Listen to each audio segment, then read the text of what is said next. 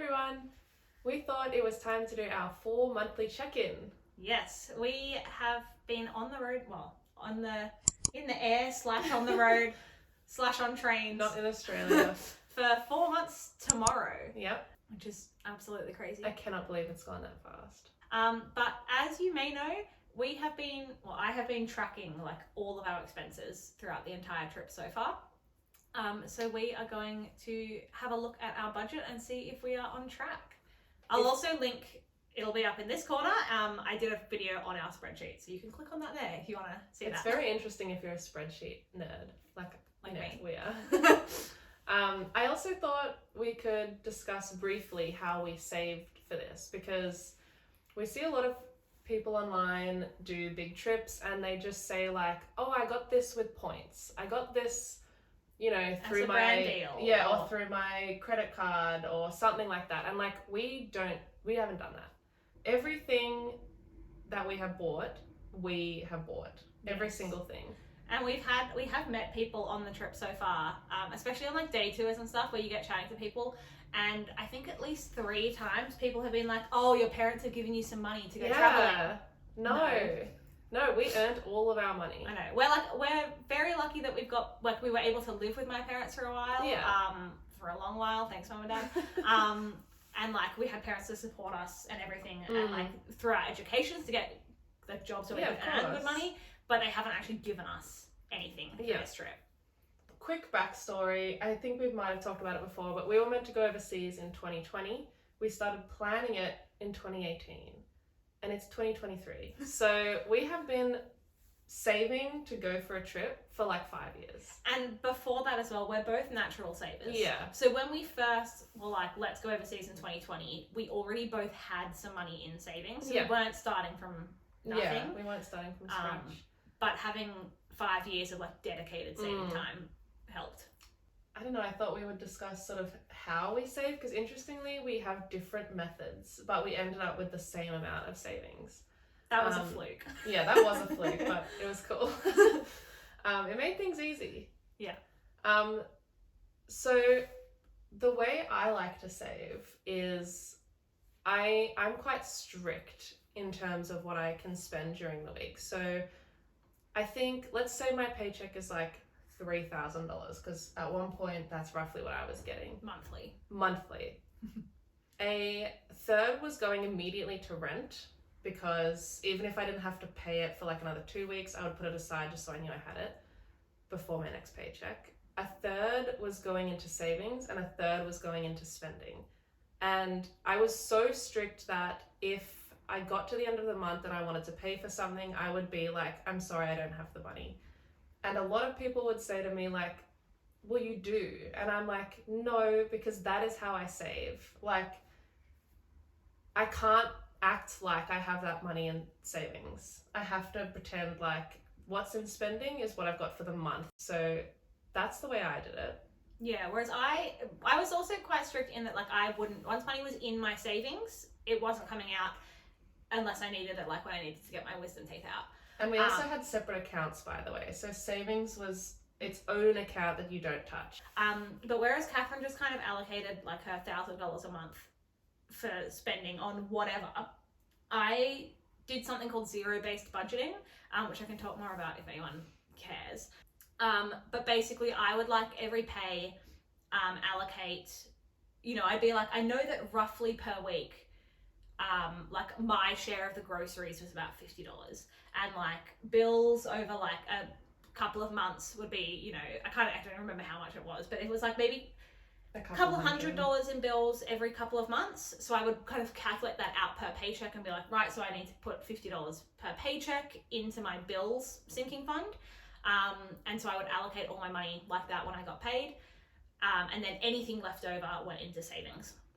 So I was also strict and didn't take money out of savings, but whereas Catherine just had her $200 a week for whatever, I would be I've got $100 currently for eating out.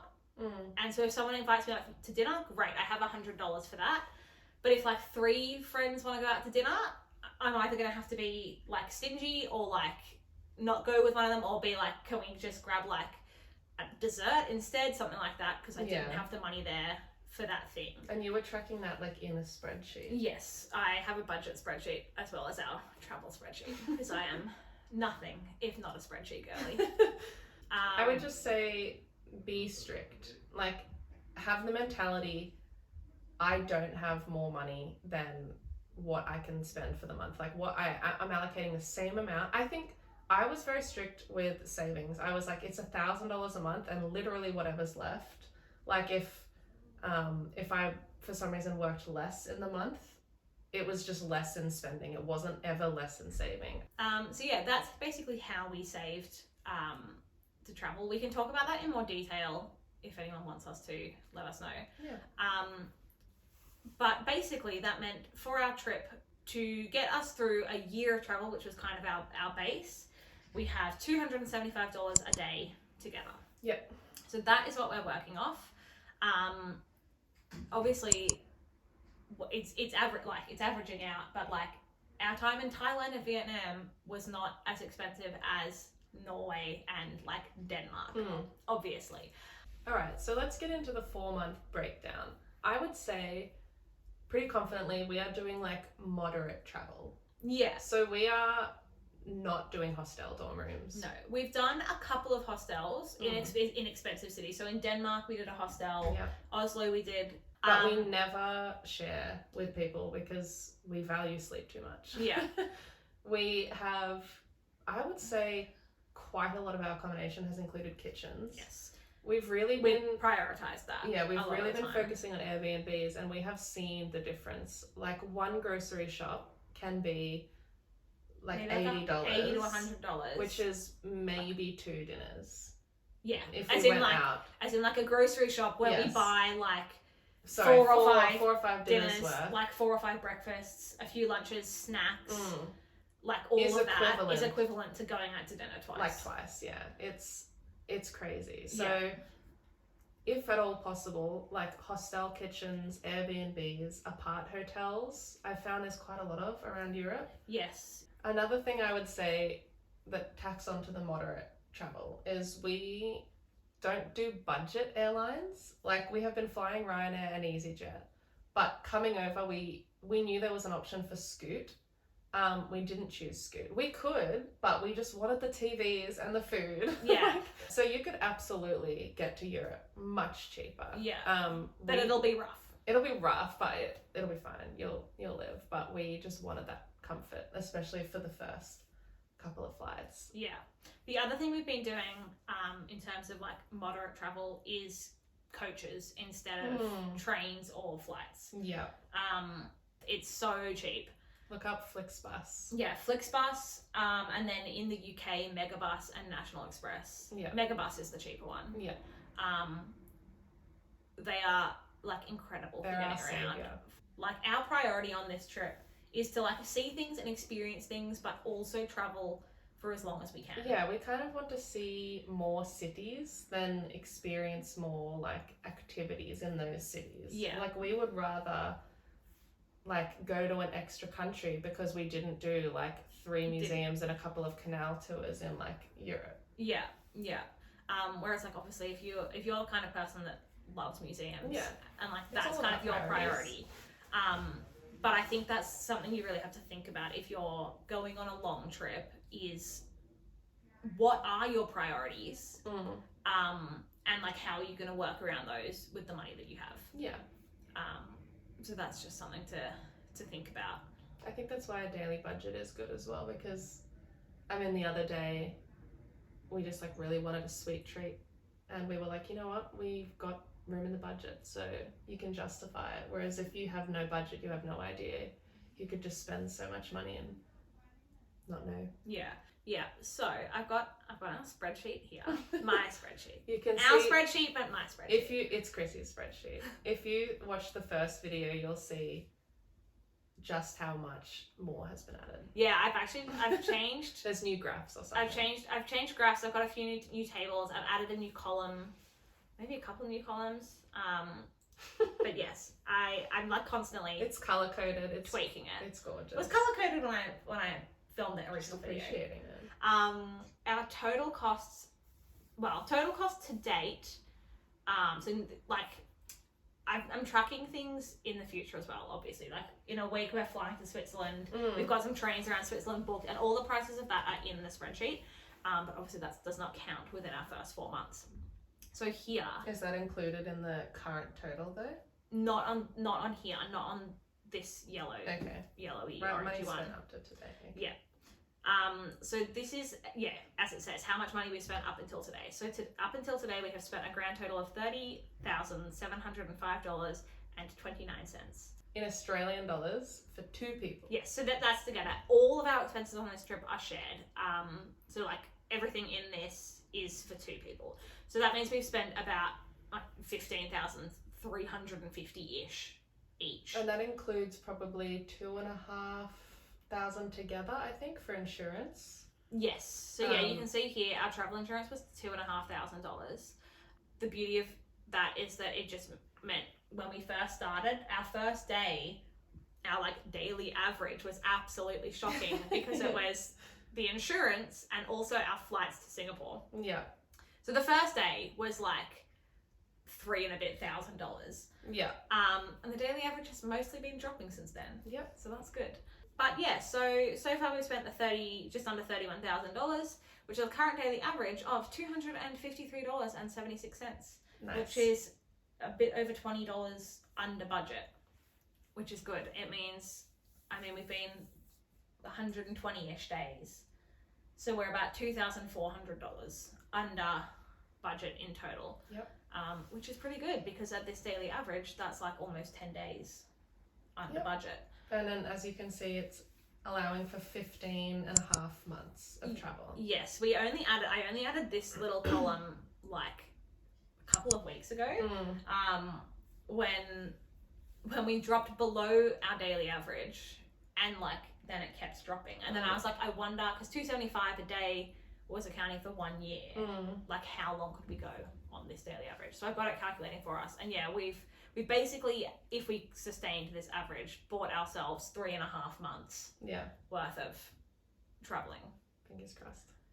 Yes, fingers crossed. Although I kind of fudged, I didn't fudge the numbers completely, but I took what our like budget for the whole trip was and divided by 365 to get the daily average, and it was like 290 something, I think. So I was like, I'm just going to round that down to 275 because it's a nice number.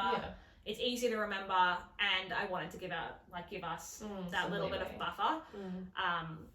Just because, again, as we said, when we were trying to research this, there was nothing. Like, we couldn't actually get a good number. So when we left, and we were like, is $275 a day even manageable in the slightest when you're traveling around Europe? Yeah. So far it seems like it is for winter. We will you in summer. we will update at the end of summer, and we'll see how we're going then, because I don't think it's going to be quite as good as now. For context, both of us obviously have gone on trips before for like a couple of weeks at a time, and I have never budgeted like this for a trip before. No, never. Like, this is not something I normally do, and like I feel like if you're going on like a 2 or 3 week trip, it doesn't matter. Like you'll know you have X number of dollars of spending money, and you can kind of, on a shorter trip, kind of keep track of it in your head. The only reason we're doing this is because it's such a long trip, and we want to make sure that we don't run out of money, or know ahead of time if we are running out of money, so we can like either figure out how to get home or how to cut money or whatever it is. But for a long trip, I definitely recommend budgeting and figuring out what you need. I thought this would be interesting.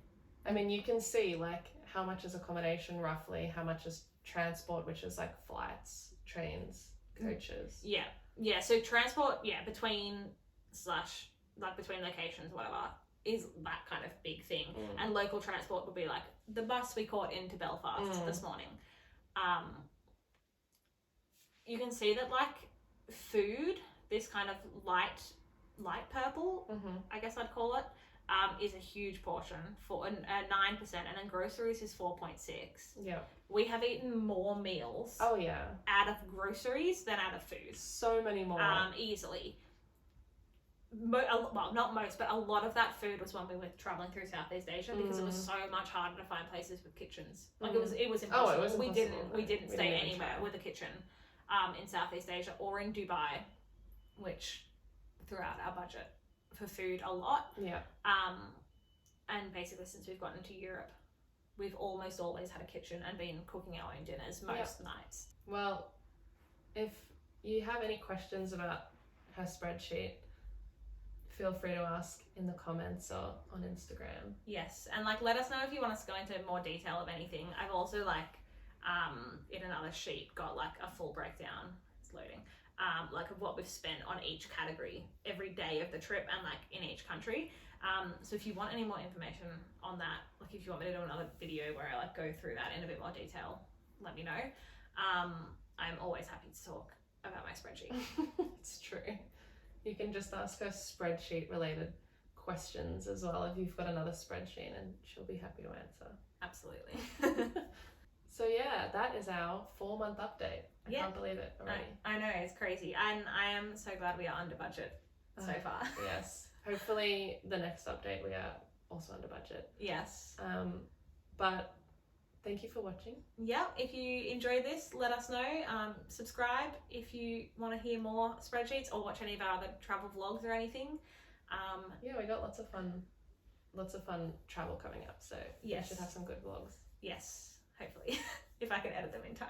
Yeah, you'll be okay. And also you can follow us on Instagram. It's the same username as here, Traveling Gleefully, and see us a bit more up to date there. Yeah. Thanks for watching. Bye. Bye.